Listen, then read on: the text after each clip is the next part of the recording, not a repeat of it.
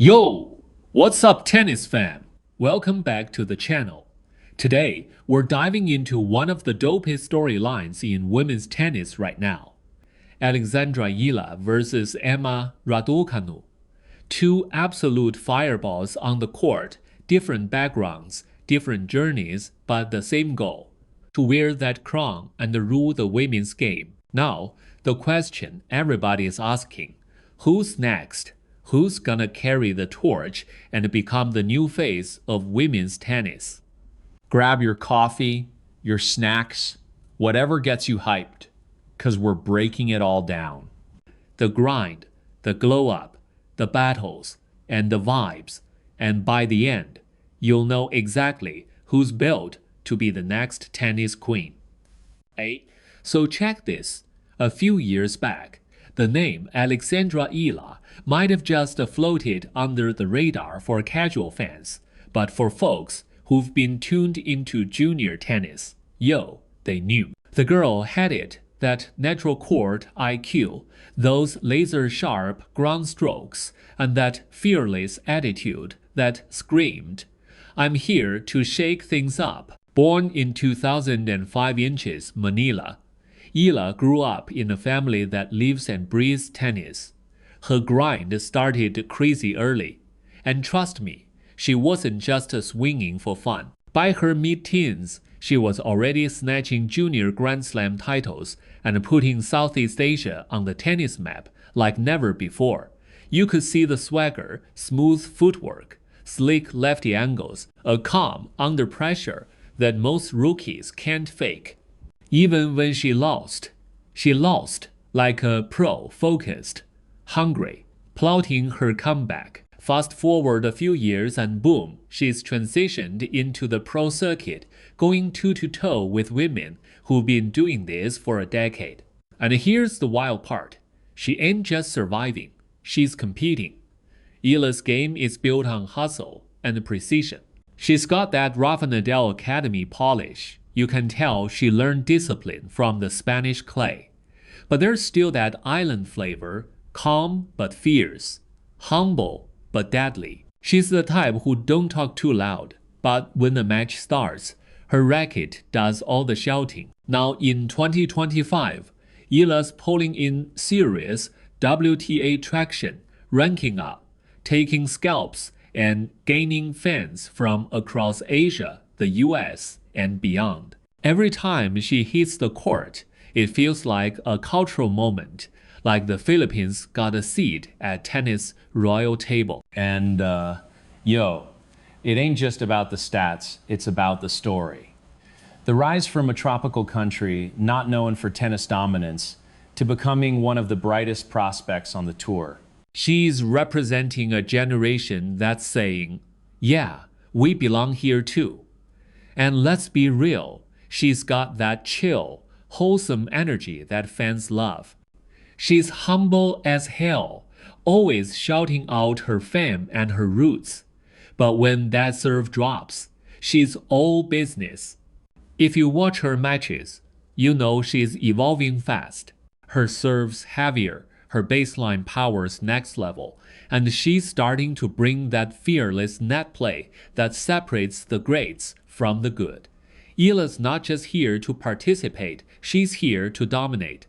And that's facts. She's the quiet storm, the kind of player who doesn't need the flash to make waves.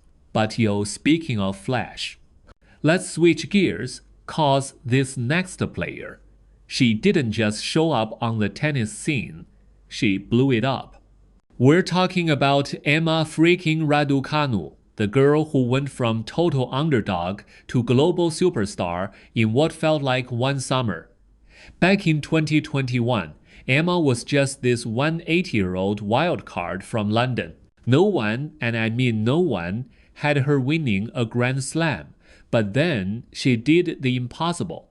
She came through qualifiers, never dropped a set, and took home the US Open crown. Straight up, Cinderella, story vibes. She had the whole world shook. The UK went nuts. Social media blew up, and brands lined up like, we need her on our cover as soon as possible. From Vogue to Nike to Tiffany, Emma was the name. But with that fame came pressure, and not the cute kind. After that magical run, things got rocky. Injuries, coaching changes, expectations all stacking up. And the tennis world, you know how it is. 1 minute, you're queen. Next minute, they're doubting your crown. But that's the thing about Emma. She's built different. She took her L's, stayed quiet, and went back to the grind. She knew that hype don't last forever, but legacy that's earned in the shadows. 2025, Emma Raducanu ain't the same rookie from 2021. No, this version's tougher, wiser, and low-key dangerous. She's mixing that clean technique with experience, now learning when to play safe, when to swing big, and bro, that forehand, still crisp like a fresh fade. When she steps on court now, the vibe's different. She's calm, composed, less pressure, more purpose. Like she's saying, I've already been to the top.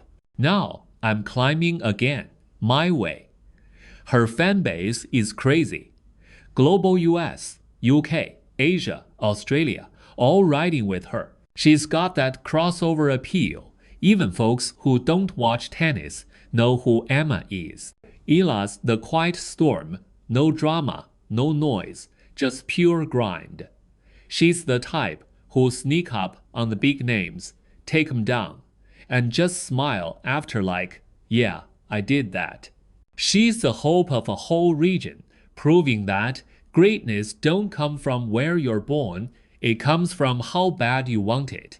Raducanu, she's the comeback queen in the making. She's been through the media circus, the haters, the pressure, and still shows up, still swings, still believes. And that's queen energy right there. People always compare her to past legends. Some say she's Britain's next great hope. Others say the fame came too soon. But yo, that's the thing about being a trailblazer. You don't follow a script, you write one. And now, 2025 is her redemption arc, her comeback tour, the London Lightning Bolt, and they're both chasing one thing, that title of next tennis queen. If you vibed with this breakdown, smash that like button, hit subscribe, and stay tuned cause the next chapter of tennis royalty is just getting started. Peace out, fam.